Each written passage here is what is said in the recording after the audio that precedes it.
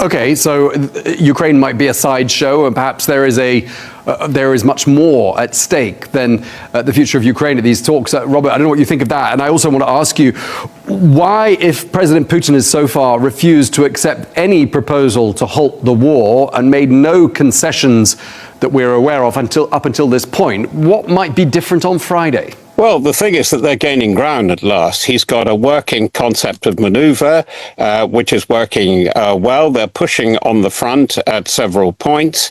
The air attacks have been devastating for Ukrainian morale. So why give up now when you appear to be winning? Because above all, that Putin wants to show to his people within months, not within a year, that he has gained from this special military operation, which he said is absolutely vital to the future of Russia and Russia's standing as the premier strategic power in Europe.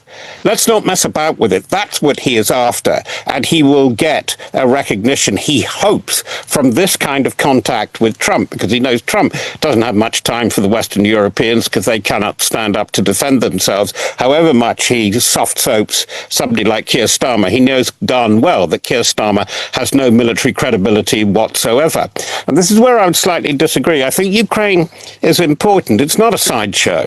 It's a point of entry into the argument. And I think it will be very important. I think the sort of things that are being talked about on the edges, like the lifting of sanctions, and also possibly a resurgence of US and international investment into Russia, particularly into the hydrocarbons sector, is very important. It's very important for Putin, not just for his self-esteem, because he can turn around and say, yeah, to his senior partner, Xi Jinping, look, we can make things work.